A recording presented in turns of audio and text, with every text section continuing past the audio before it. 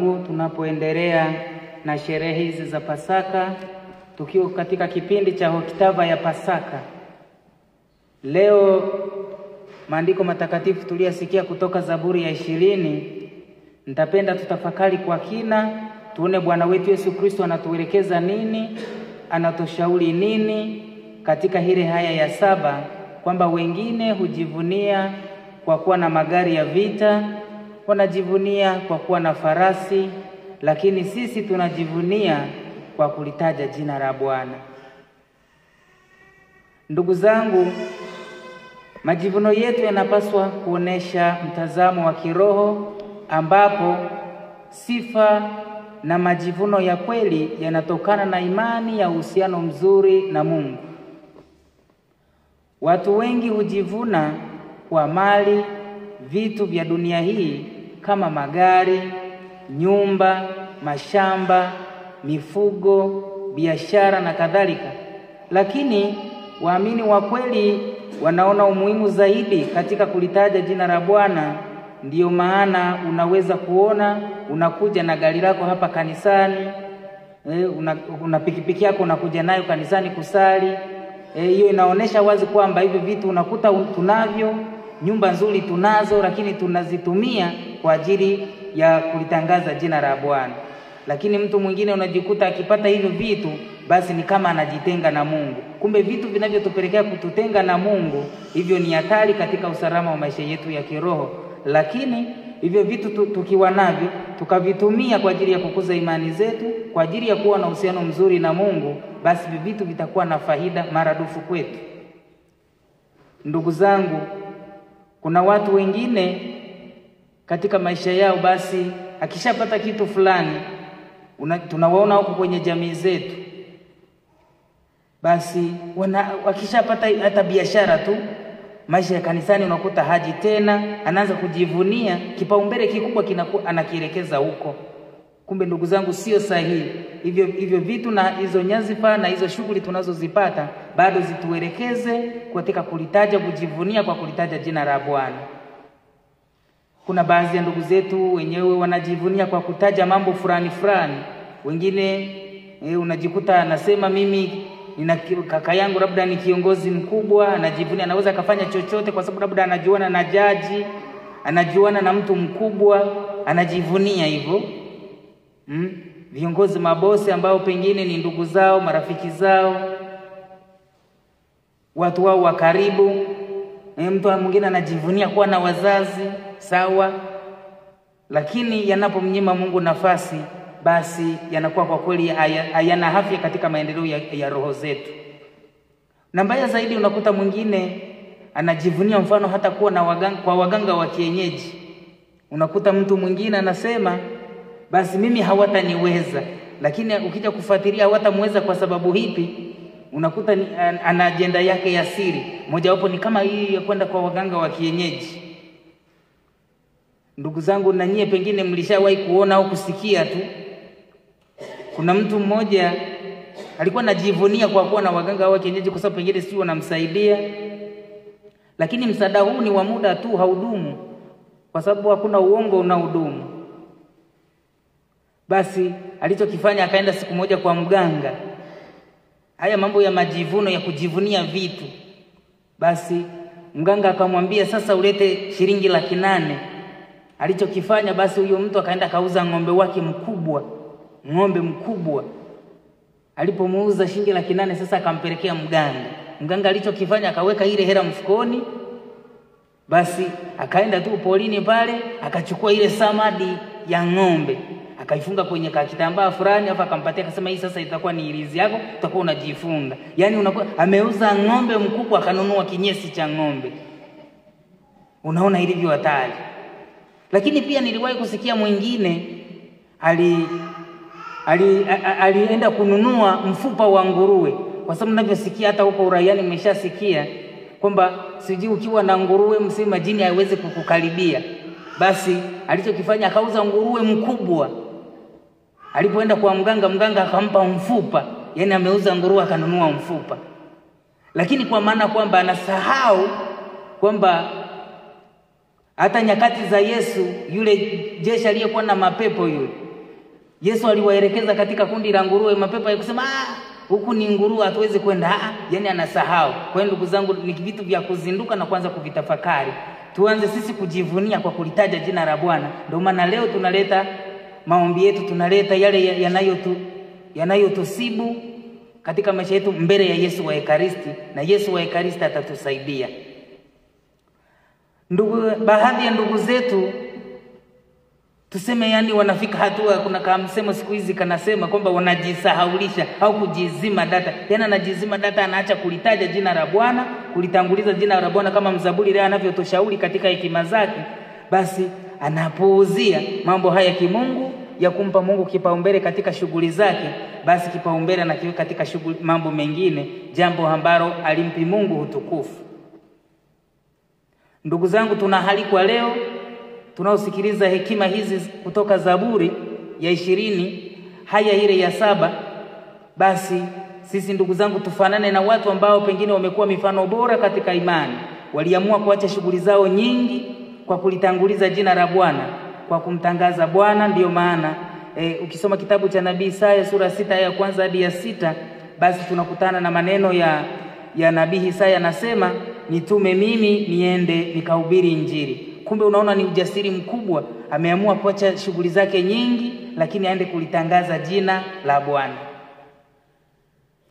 Ndugu zangu, hata ukimwangalia Daudi, baada aliamua kulichagua jina la Bwana. Ndio maana aliacha alipoenda katika vita ile ya kumuua Goliathi, jambo moja alilofanya, alisema hii vita nayoenda kupigana si vita yangu bali ni vita ya Bwana. Ndugu zangu, kujivunia vitu vinavyong'aa, kujivunia tu kumnyima Mungu nafasi, kumnyima Mungu utukufu, basi hivyo vitu havifai. Ndio maana Waswahili unasema si kila king'aacho ni dhahabu.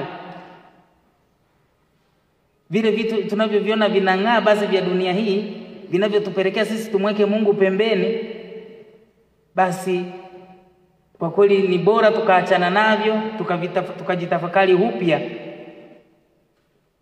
Ndio maana unaweza ukaona katika kitabu cha Mambo ya Nyakati, Mambo ya Nyakati sura ya 16 hadi 26, tunakutana na simulizi ya mfalme Uzia. Mfalme Uzia alikuwa kiongozi tu baada ya baba yake, lakini baada ya muda kusogea mbele ni kama alianza kujivunia vitu alivyo navyo. Akaanza kujivunia, akaacha kujivunia kwa kulitaja jina la Bwana. Adhabu aliyoipata, alipata ukoma, alikufa kwa ukoma wa usoni. Alipata ukoma, ugonjwa wa ukoma katika paji la uso. Ndugu zangu, unapoona tumeanza kujivunia kwa vitu hivi vinavyong'aa, vinavyopita, vinavyomnyima Mungu utukufu, basi ujue anguko letu linakuwa karibu.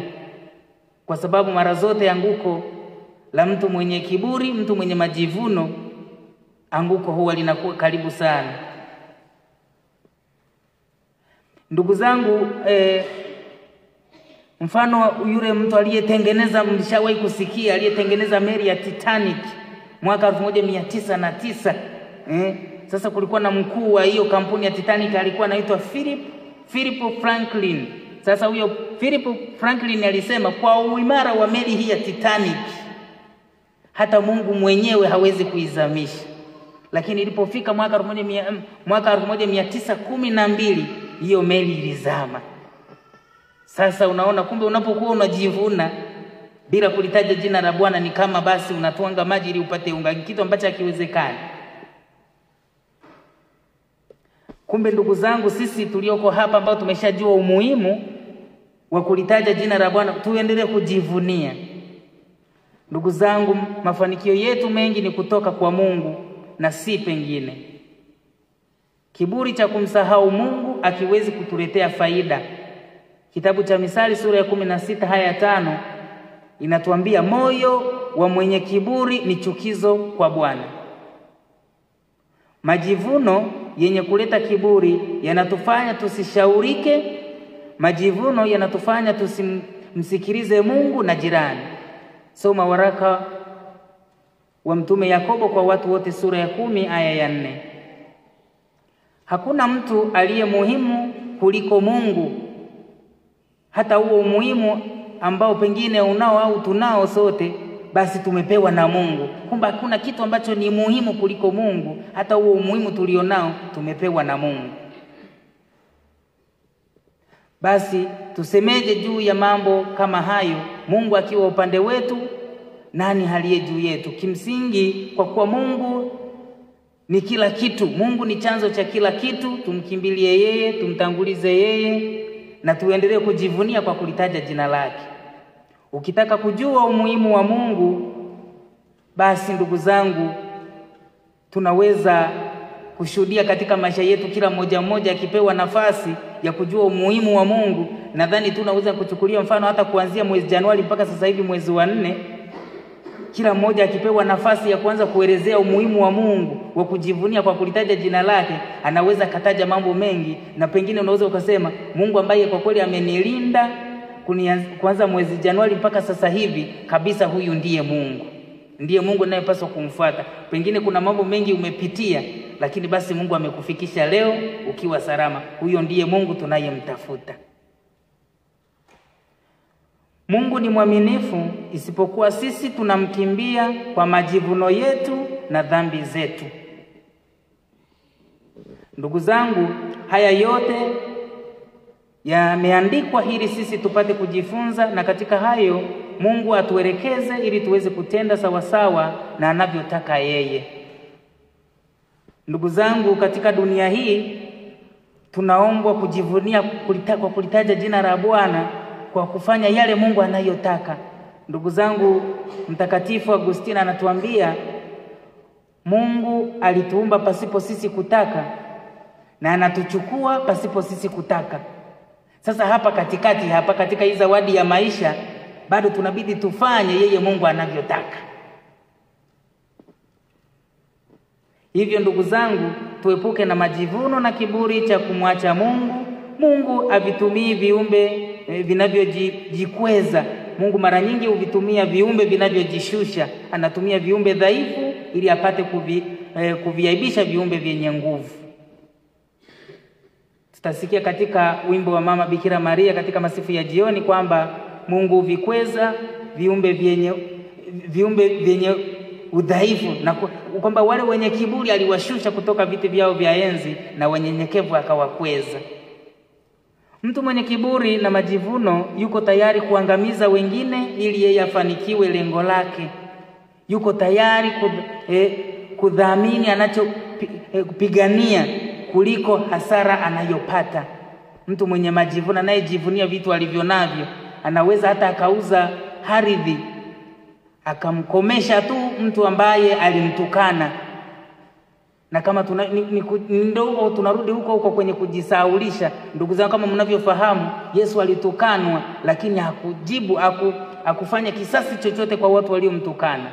Pengine mtu akikutukana anakuwa amekunyima heshima, ndiyo ni kweli, lakini tunaona Bwana wetu Yesu Kristo hakuna sehemu alikopambana kwa kunyimwa heshima. Tunaona hata katika harusi ya Kana, Bwana wetu Yesu Kristo alipokuwa pale, akageuza yale maji kuwa divai. Zile sifa zote zilimwelekea mwenye harusi. Mkuu wa meza aliposema, mbona hii divai ni tamu kuliko kwenye sherehe nyingine zote, wewe imewezaje mkuu wa sherehe hii, bwana harusi wa sherehe hii, umewezaje kutupa divai nzuri kuanzia mwanzo mpaka sasa? Anashangaa. Lakini huyu bwana harusi hakusema kwamba hapana, kuna mtu huko ndo ametusaidia, hakusema. Na Yesu hakuna sehemu yoyote alikolalamika kwamba kwa nini hizo sifa hamkunipa mimi. Hakulalamika. Yesu pengine hakupenda kulalamika. Basi tuige mfano wake, tuendelee kujivunia kwa kulitaja jina la Bwana. Sasa mtu mwenye majivuno yuko tayari kuuza hata ng'ombe kumkomesha tu huyo mtu ambaye amefanya hicho kitu kidogo. Tunaojivunia kwa kulitaja jina la Bwana tunakuwa na ulinzi wa kimungu na mapenzi yake yanatimizwa kama anavyotaka yeye. Mungu anatosha katika kila jaribu.